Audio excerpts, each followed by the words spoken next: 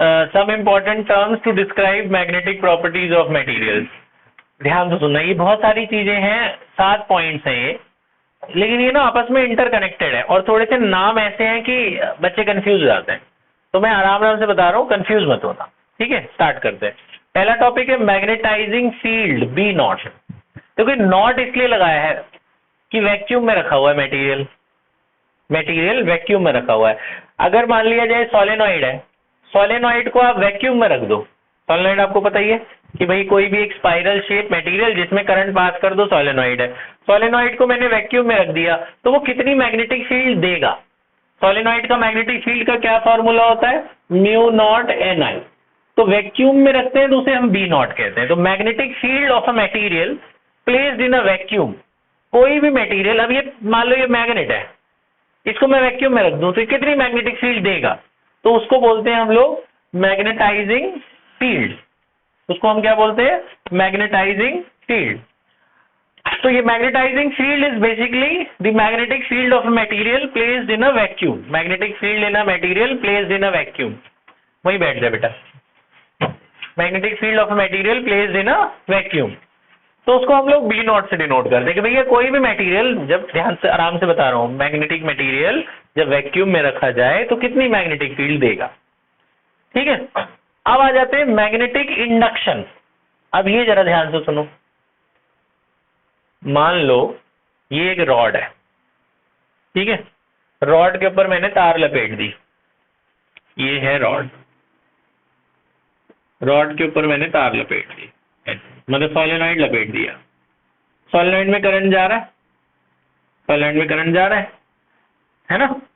तो सोलेनॉइड में magnetic field है। आपको बताया था, याद है कि मैग्नेटिक फील्ड सोलेनॉइड में कहाँ रहता है? ये सोलेनॉइड है, सोलेनॉइड में मैग्नेटिक फील्ड अगर रहता है तो कहाँ रहता है बताओ? बाहर, यहाँ की अंदर?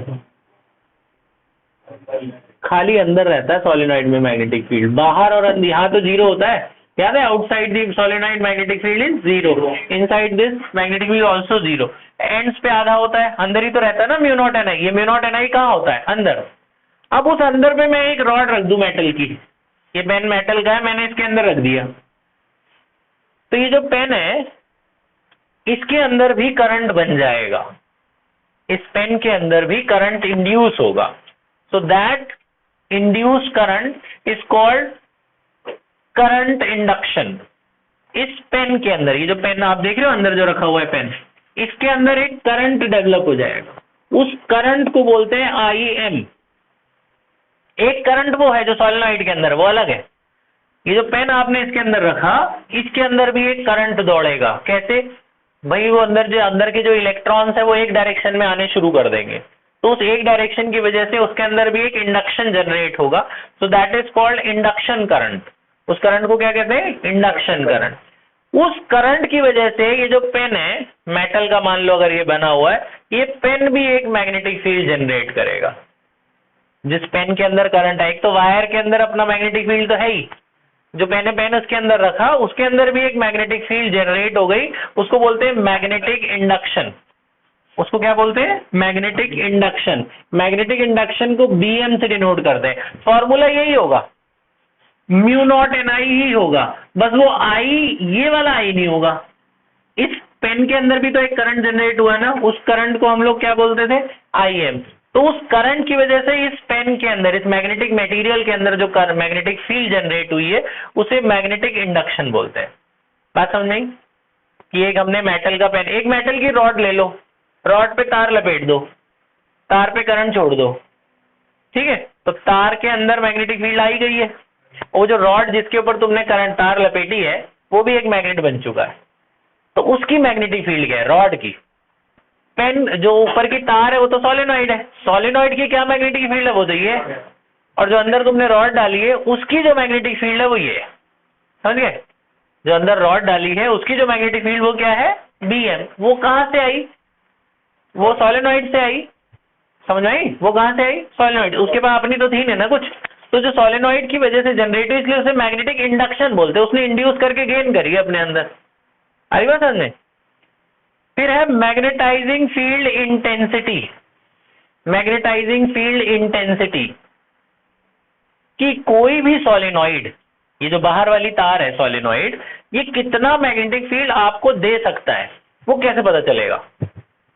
वो अब इसकी मैग्नेटिक फील्ड किस पे डिपेंड कर रही है? ये तो कांस्टेंट है, या तो नंबर ऑफ टर्न्स पे डिपेंड कर रही है, जितनी टर्न्स ज्यादा होगी उतनी मैग्नेटिक फील्ड ज्यादा होगी, और जितना करंट ज्यादा होगा उतना मैग्नेटिक फील्ड ज्यादा होगी। इन दोनों पे डिपेंड कर रही है ना इसकी मैग्नेटिक फील्ड। तो ये जो दोनों का प्रोडक्ट नहीं है एनआई, इसको बोलते हैं मैग्नेटिक फील्ड इंटेंसिटी। तो मैग्नेटिक फील्ड इसकी सोलेनोइड की किस पे डिपेंड कर रही है? एन पे और आई पे। तो ये जो एन और आई का प्रोडक्ट है उसे हम लोग बोलते हैं मैग्नेटिक फील्ड इंटेंसिटी। ऐसा मैग्नेटिक फील्ड। तो ये फॉर्मूला कैसे बदल जाएगा? अगर यहाँ एनआई को हटाकर मैं एच लिख दूं, एनआई किसके बराबर है? एच। तो ये फॉर्मूला बी नॉट का कैसा हो जाएगा बताओ? म्यू नॉट एच, है ना। फॉर्मूला क्या बन गया? Mu naught H. तो एच क्या है? वो है मैग्नेटिक फील्ड इंटेंसिटी की। भैया मैग्नेटिक फील्ड डिपेंड किस पे कर रही है? करंट पे डिपेंड कर रही है और नंबर ऑफ टर्न्स पे, इसलिए इसको बोलते हैं नंबर ऑफ एम्पियर टर्न्स। ये नंबर है, नंबर ऑफ टर्न्स है, ये क्या है? एम्पियर। तो इसको क्या बोलते हैं? Number of ampere turns. ये तीनों में फर्क समझ में आया? ये सोलेनोइड का मैग्नेटिक फील्ड, ये रॉड का मैग्नेटिक फील्ड, और ये सोलेनोइड किस पे डिपेंड कर रही है उसको हम बोलते हैं magnetising field intensity. Number of turns और करंट पे डिपेंड कर रही है। ठीक बात है यहां तक? अब आगे बढ़ते हैं। Intensity of magnetization. Intensity of magnetization मतलब मान लो मैं तुम्हें पढ़ा रहा हूं, ये चैप्टर 3 नंबर का है, ठीक है। तुम पेपर देने गए, पेपर में भी 3 नंबर का ही आया ये चैप्टर, तुम करके आए 1.5 नंबर का। तुम कितना करके आए? 1.5 नंबर का। तो मैंने पढ़ाया कितना? 3 नंबर। तुमने कितना किया? 1.5 नंबर। मैंने तुम्हारे कितने आए? 50%, 50% आए ना, 3 में से 1.5 आए। तो तुमने गेन कितना किया? तुमने 50% गेन किया। तो इंटेंसिटी ऑफ मैग्नेटाइजेशन मतलब आपने कितना मैग्नेटाइज किया, आपने कितना गेन किया, ये गेन है। मैंने इस रॉड को इस सोलेनोइड के अंदर रखा था, सोलेनोइड तो पूरा मैग्नेटिक फील्ड दे रहा होगा, लेकिन ये जो रॉड है ये पूरा मैग्नेटाइज थोड़ी हो रहा होगा, खाली ऊपर ऊपर जो करंट है या कुछ दूर तक ही मैग्नेटाइज हो रहा होगा। तो आपने जो इनपुट दिया और ये जो रॉड है वो कुछ गेन कर रही है। तो कितना गेन कर रही है ये रॉड? माने इसकी एफिशिएंसी क्या है? आप 100 जूल एनर्जी दे रहे हो और ये गेन कितना कर रहा है? 20 जूल या 30 जूल।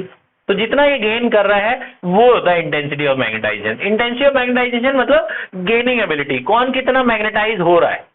आपने इस पेन को उठा के मैग्नेटिक फील्ड में रख दिया 2-3 दिन तक, ये मेटल का है ना। आपने इसे बाहर निकाला, बाहर मैग्नेटिक फील्ड थी 4 टेस्ला की, जब इसे बाहर निकाला इसमें 1 टेस्ला बन गया मैग्नेटिक फील्ड। तो इसने गेन कितना किया? 1 टेस्ला आउट ऑफ 4 टेस्ला। तो जो गेन किया है उसे बोलते हैं इंटेंसिटी ऑफ मैग्नेटाइजेशन, माने कितना मैग्नेटाइज हुआ है, समझे? कितना गेन किया गया है उसे बोलते हैं इंटेंसिटी ऑफ मैग्नेटाइजेशन। माने इन शॉर्ट ये जो एनआई है इसे हम लोग एच बोलते थे, और जो गेन कितना करा है उसने, नंबर ऑफ टर्न्स, और जो करंट गेन करेंगे जो ये नहीं है इतना, इसको बोलते हैं इंटेंसिटी ऑफ मैग्नेटाइजेशन, जिसे कैपिटल एम से डिनोट करते हैं। समझ गए फर्क? इस एनआई को एच बोलते हैं और इसके एनआई को जो रॉड ने गेन किया है उसके नंबर ऑफ टर्न्स और उसके करंट, रॉड के नंबर ऑफ टर्न्स और रॉड के करंट। रॉड के अंदर भी छोटे छोटे लूप बन जाएंगे, छोटे छोटे रिंग्स बन जाएंगी अंदर, जहां जहां से करंट गुजरेगा वो भी एक छोटे छोटे रिंग की तरह काम करेगा, और जितना उसने गेन किया। तो रॉड के अंदर के नंबर ऑफ टर्न्स और करंट को हम लोग कैपिटल एम बोलते हैं। तो ये फॉर्मूला कैसा बन गया बताओ? बीएम का फॉर्मूला कैसा बना? ये म्यू नॉट तो म्यू नॉट ही रहेगा, एनआई को हटाकर मैं क्या लिख दूंगा? Capital M. ठीक है, तो इसकी बेसिक डेफिनेशन है कि कितना इस रॉड ने मैग्नेटिक मूवमेंट गेन किया पर यूनिट वॉल्यूम, कितना इसने मैग्नेटिक मूवमेंट गेन किया पर पूरे वॉल्यूम में, उसे बोलते हैं इंटेंसिटी ऑफ मैग्नेटाइजेशन। तो देखो फर्क देख लेना ध्यान से फिर से चारों। ये क्या था? ये था कि भाई वैक्यूम में किसी मटेरियल को प्लेस करोगे सोलेनोइड को तो वो कितनी मैग्नेटिक फील्ड देगा। ये क्या है? वो सोलेनोइड के अंदर तुमने रॉड डाल दी है ना, तो वो मैग्नेटाइज हो गया। तो कितना मैग्नेटाइज हुआ? इतना मैग्नेटाइज। उसके अंदर एक करंट डेवलप होगा, उसको हम आईएम कहते हैं, उसे हम क्या बोलते हैं? Induction current. तो इंडक्शन करंट की वजह से रॉड ने मैग्नेटिक फील्ड ले ली, कितनी ले ली? म्यू नॉट एन आई। फिर ये मैग्नेटिक फील्ड इंटेंसिटी क्या है कि सोलेनोइड की फील्ड किस पे डिपेंड कर रही थी? इन दोनों पे डिपेंड कर रही थी, एन आई पे। तो उसे बोलते हैं मैग्नेटिक फील्ड इंटेंसिटी। फिर ये इंटेंसिटी ऑफ मैग्नेटाइजेशन क्या है कि रॉड जो मैग्नेटाइज हो रहा है, रॉड जिसको तुमने सोलेनोइड के अंदर रखा है, उसकी मैग्नेटिक फील्ड कहां से आ रही है? उसकी मैग्नेटिक फील्ड करंट और नंबर ऑफ टर्न से आ रही है। तो इसके प्रोडक्ट को हम कैपिटल एम बोलते हैं, इन दोनों के प्रोडक्ट को कैपिटल एच बोलते हैं। तो ये क्या है जो मैग्नेटिक फील्ड दे रहा है, और ये कौन है जो मैग्नेटिक फील्ड ले रहा है? ये गिवर है, ये रिसीवर है। समझ रहे हो? ये वो है जो मैं 3 की बात कर रहा था, और ये वो है 1.5 जो तुमने गेन किया। ये इनपुट और ये आउटपुट, सिंपल इनपुट आउटपुट। ये आपने दिया और ये इतना लिया, सारा तो लेगा नहीं ना, है ना, कम ही होगा। पूरा 100% तो कोई गेन करता नहीं है, सिंपल सी बात है ना। 100% नहीं गेन करेगा। कोई मटेरियल में रख दूं, 4 टेस्ला में रख दूं, तो ये 4 टेस्ला का तो बन नहीं जाएगा। 3.99 तक बनेगा, 3.8 तक बनेगा, पूरा 4 नहीं बनेगा, है ना। अच्छा जी, अब मैग्नेटिक परमिएबिलिटी।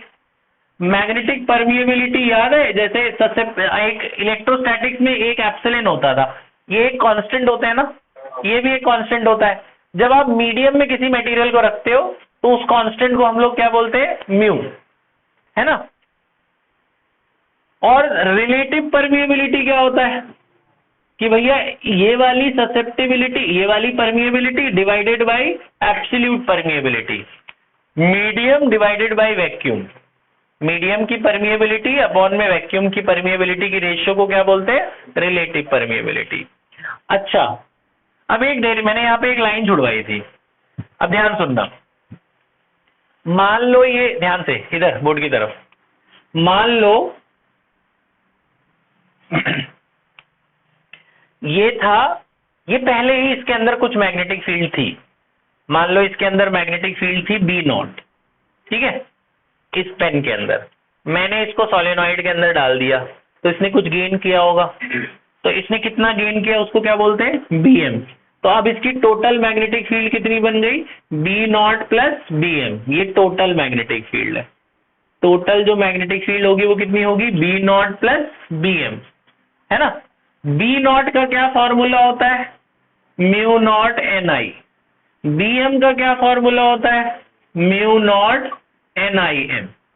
ये टोटल मैग्नेटिक फील्ड का फॉर्मूला। आप चाहो तो म्यू नॉट NI कॉमन ले लो, म्यू नॉट M कॉमन ले लो, क्या बचेगा?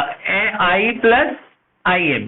तो ये भी एक छोटा सा फॉर्मूला है, इसमें न्यूमेरिकल नहीं आते, बस तुम्हें पता होना चाहिए। अब फिर ये 7वां पॉइंट है और एक डेरिवेशन है इसी से रिलेटेड। मैग्नेटिक ससेप्टिबिलिटी क्या होता है? Susceptibility is a ratio of output by input, output divided by input. आपको याद है इन दोनों में से इनपुट कौन है, आउटपुट कौन है? ऊपर वाला क्या है? इनपुट। नीचे वाला क्या है? आउटपुट। इन्हीं दोनों की रेशियो को, तो आउटपुट बाय इनपुट मतलब आउटपुट क्या है? M, और इनपुट क्या है? H। M बाय H के रेशियो को ससेप्टिबिलिटी बोलते हैं।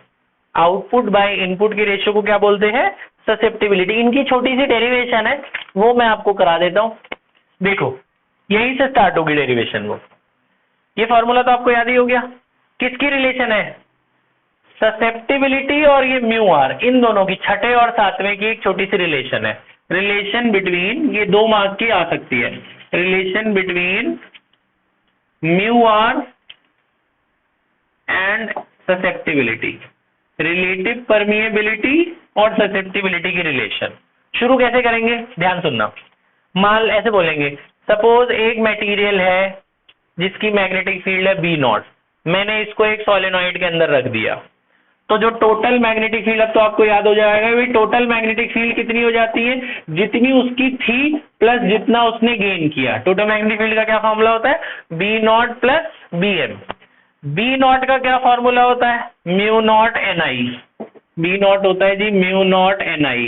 BM क्या होता है? म्यू नॉट NIM, है ना। और B क्या होगा?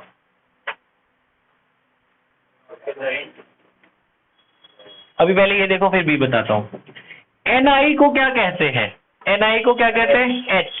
तो ये जो NI है इसको हटाकर H लिख दो। NIM को क्या कहते हैं? कैपिटल M, इसको M कहते हैं। और यहाँ पे क्या बचा हुआ है? B बचा हुआ है ना। ठीक है, ये है वो टोटल मैग्नेटिक फील्ड वाली, ये म्यू नॉट एच है, ये म्यू नॉट एम है ना। ससेप्टिबिलिटी क्या होता है, एम डिवाइडेड बाय एच। तो ये जो बी है आपका, इसको ये लोग, ये बी का मतलब क्या है, ये तो मीडियम में रखा हुआ है, पानी हवा कहीं रखा होगा, वैक्यूम में नहीं रखा है ये वाला। तो इसको ये लोग, बी को ये लोग म्यू एच लेते हैं, बी को क्या लेते हैं, mu H, mu into capital H, इसकी वैल्यू को लेते हैं बी को। अब इसको क्या करो, सबको एच से डिवाइड कर दो, इन सबको एच से डिवाइड करो, क्या होगा, सबके नीचे एच एच लगा दो, सबके नीचे एच लगा दो, क्या हो जाएगा, ये हो जाएगा आपका, सबके नीचे एच लगा दिया मैंने, एच लगा दिया, ठीक है। और म्यू नॉट भी हटा दो यहां से, म्यू नॉट, ऐसा करो सबको म्यू नॉट एच से डिवाइड कर दो, सबको म्यू नॉट एच से मैंने डिवाइड कर दिया। इससे मुझे क्या फायदा हुआ, देखो इसका एच और एच कट गया, इसका पूरा म्यू नॉट एच कट गया, इसका म्यू नॉट कट गया, यहाँ पे क्या बचा, म्यू डिवाइडेड बाय, बस ये एक लाइन और बची है, म्यू बाई म्यू नॉट, यहाँ पे क्या बचा 1, और यहाँ पे क्या बचा एम डिवाइडेड बाय एच। अब जरा ऊपर जाओ, म्यू बाई म्यू नॉट को क्या बोलते हैं, म्यू आर, तो म्यू बाई म्यू नॉट को हटाकर क्या लिख देंगे, mu R. M by H को क्या बोलते हैं, ससेप्टिबिलिटी, इसको हटा के ससेप्टिबिलिटी। तो ये रिलेशन होता है म्यू आर और ससेप्टिबिलिटी का। जरा देखो इधर, जब बी नॉट था तो यहाँ म्यू नॉट एन आई था, इस बी नॉट का क्या मतलब था, जब ये वैक्यूम में रखा गया। अगर ये वैक्यूम में नहीं रखता तो आप इसको फॉर्मूले को यहाँ कैसे लिखते, अगर ये वैक्यूम में नहीं रखते तो आप बी नॉट की जगह क्या लिखते, बी, म्यू नॉट की जगह क्या लिखते, म्यू, एन आई तो एन आई ही रहता, एन आई को क्या बोलते हैं, एन आई हटाकर एच लिख दो, तो बी का फॉर्मूला म्यू एच बनाना जो यहाँ पे यूज किया था। हरिवासन ने, ये तो वैक्यूम में रखा है इसलिए नॉट लगाया, तो वैक्यूम के कांस्टेंट को म्यू नॉट कहते हैं। अगर ये हवा पानी में कहीं रख देते तो यहाँ से नॉट नॉट हटा देते ना तुम। अगर किसी मीडियम में रखते, इन मीडियम, यही फर्क होता है ना, वैक्यूम में रखते हैं तो नॉट लगाते हैं, वैक्यूम में नहीं रखते हैं तो खाली नॉट हटा लेते हैं, इसका मतलब हवा में रखा हुआ है। एन आई को हम लोग एच बोलते हैं, तो बी का क्या फॉर्मूला हुआ, म्यू एच, इसीलिए यहाँ बी को हटाकर म्यू एच लिखा। एक बार फिर से देख लो, टोटल मैग्नेटिक फील्ड क्या होगा, B naught plus B M. B naught क्या है, इस पेन के पास पहले जो मैग्नेटिक फील्ड थी पहले से ही कुछ थी, प्लस उसमें आपने और गेन कराया वो, तो टोटल मैग्नेटिक फील्ड ये हो गई। बी नॉट को लिख सकते हैं म्यू नॉट एन आई, इसको म्यू नॉट, इसको क्या लिखते हैं, बी एम को लिखते हैं mu naught I N I M. ये भी म्यू नॉट एन आई लिख देना, ये भी म्यू नॉट एन आई लिख देना। ये उसका करंट है सोलेनोइड का, और ये कौन सा करंट है, जो उसने गेन किया था वो वाला करंट। इसको हटाकर एच, इसको हटाकर एम, म्यू नॉट हमने कॉमन लेने को ले सकते हो, लेकिन हमने क्या किया, सबको म्यू नॉट एच से डिवाइड कर दिया, सबके नीचे म्यू नॉट एच लगा दिया, तो कट कटा के ऐसा आ गया। कटने के बाद ये म्यू बाई म्यू नॉट जो है इसको हटाकर म्यू आर लिख देना, और एम बाय एच को हटाकर एक्स लिख देना। तो ये ससेप्टिबिलिटी और रिलेटिव परमिबिलिटी की रिलेशन आ गई। ठीक है, बात समझ में। एक बार जल्दी से शॉर्ट में तुम लोग बताओगे जल्दी, क्योंकि थोड़ा सा कंफ्यूजिंग है। पहला पॉइंट, मैग्नेटाइजिंग फील्ड क्या होता है।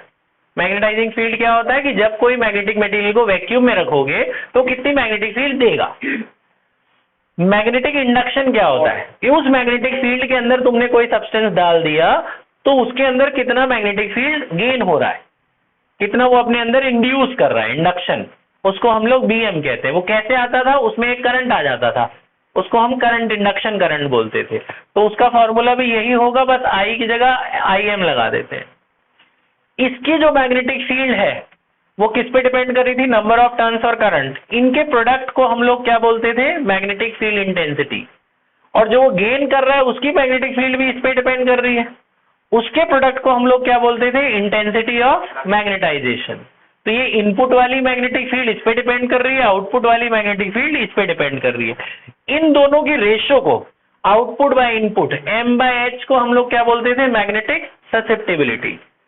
अगर ये मटेरियल वैक्यूम में रखा गया है तो वैक्यूम को कांस्टेंट को म्यू नॉट बोलते हैं, और मीडियम के कांस्टेंट को क्या बोलते हैं, मैग्नेटिक परमिएबिलिटी। वैक्यूम कांस्टेंट और मीडियम कांस्टेंट के रेशियो को क्या बोलते हैं, रिलेटिव परमिएबिलिटी, है ना। फिर उनकी ये छोटी सी डेरिवेशन, बात समझ में, ये लिख लो, पॉज कर दे बेटा।